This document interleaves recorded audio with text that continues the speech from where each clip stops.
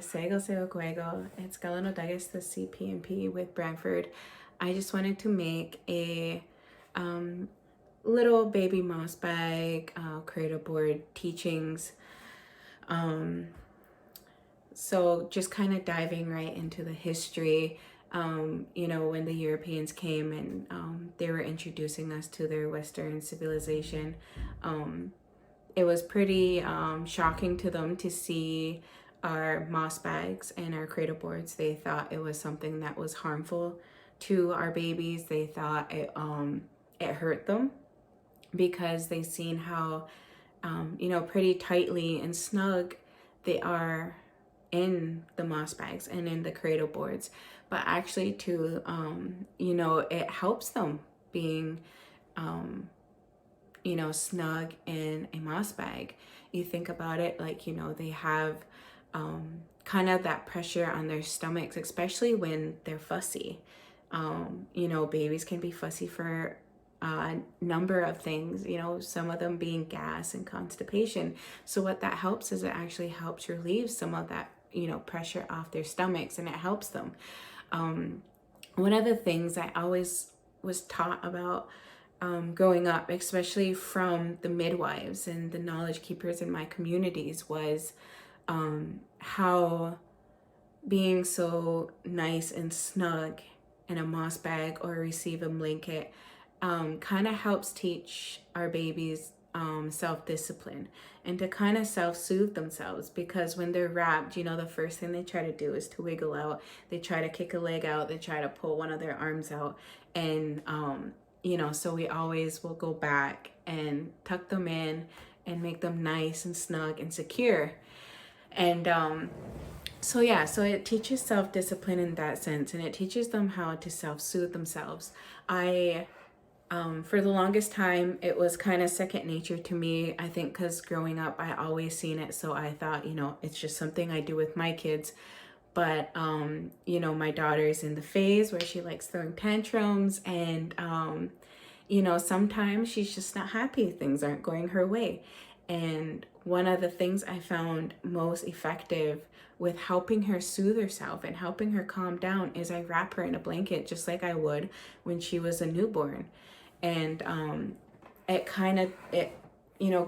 talking about this ties into our cradle board teachings, because back in the day, our babies were in the cradle boards, and we had the jolly jumper before it was the jolly jumper we know today, where we created with the sticks, and the cradle board would kind of hang and the wind would be the one rocking the babies.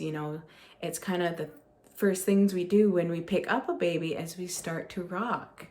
And so, they would be hanging in the trees, or they'd be hanging from, these swings that we would make for our babies while they're in these cradle boards. And the wind would be the ones to soothe them, who would rock them back and forth.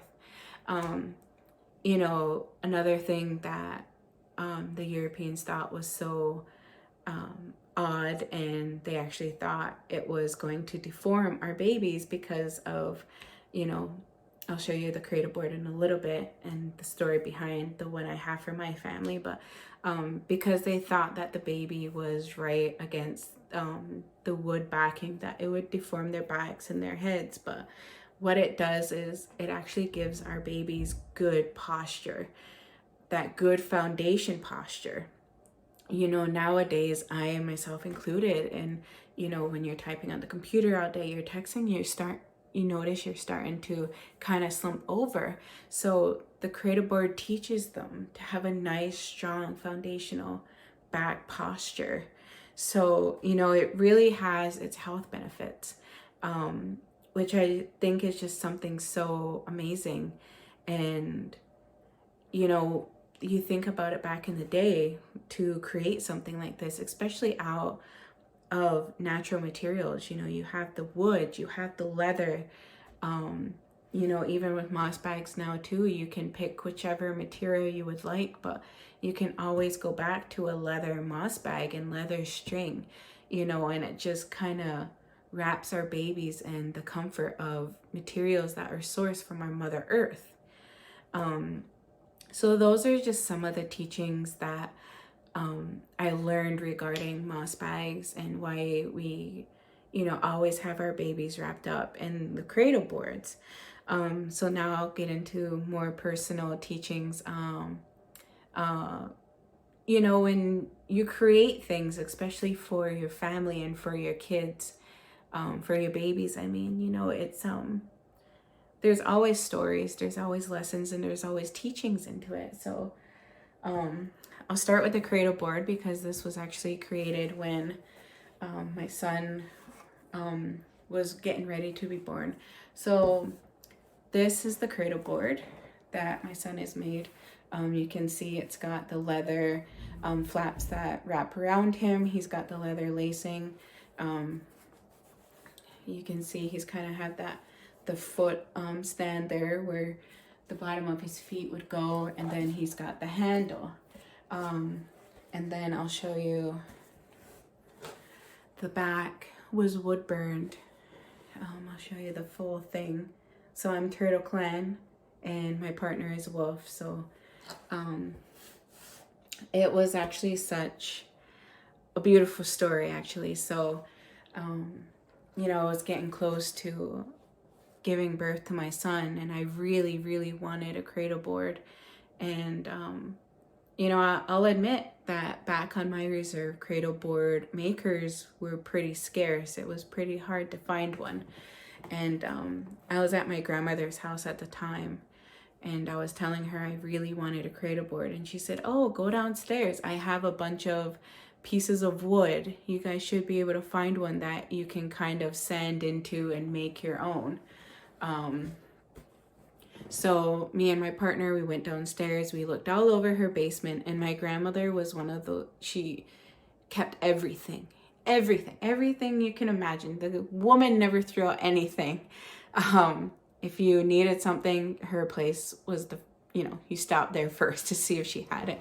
But we could not find a good piece of wood that kind of spoke to us and kind of presented itself to be a piece that we would create into the cradle board for our son. It came up, I was pretty disheartened, and my partner was like, "Well, I guess I go outside and I start sourcing for a tree. I start looking for which tree is gonna speak to me and let me know." And I said, "You know what, I'm gonna go downstairs one last time."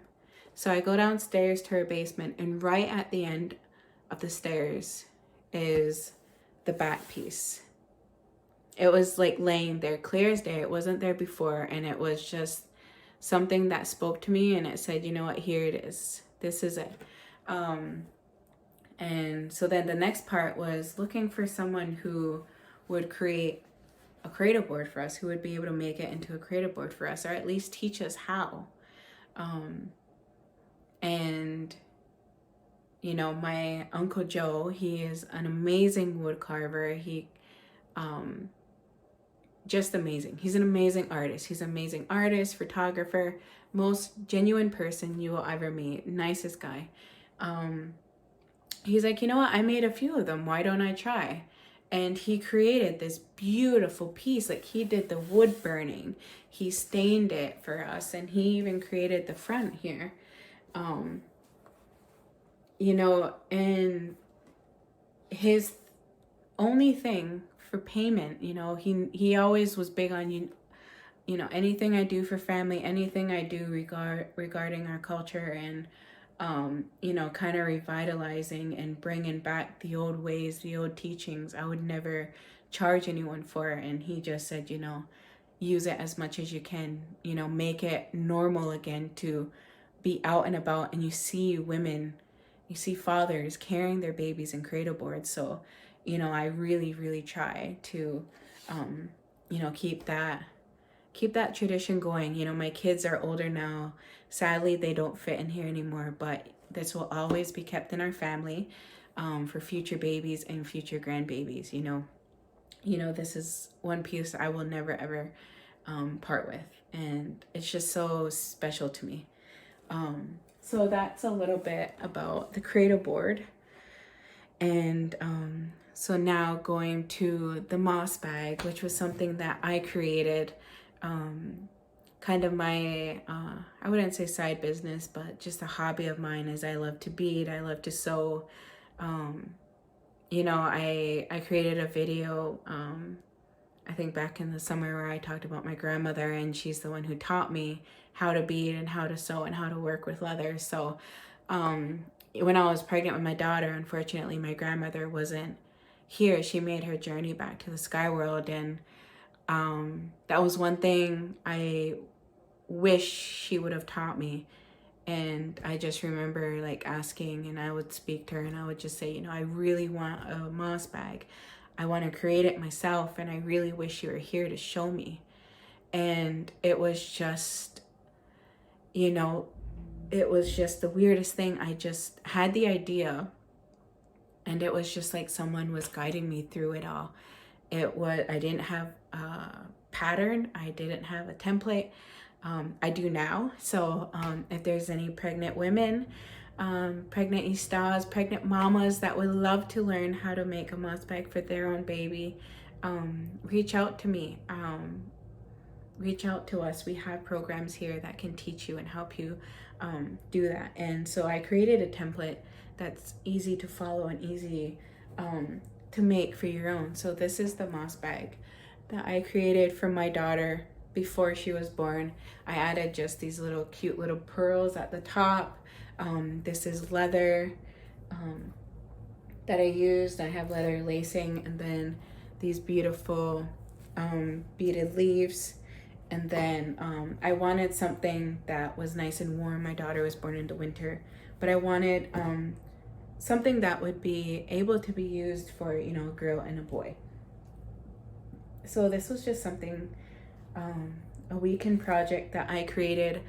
I didn't know what I was doing, to be honest. At the time, I was just kind of going for it, and I put my heart into this so deeply, and I'm just so grateful that it turned out as beautiful as it did. It's a piece that I'm very, very proud of.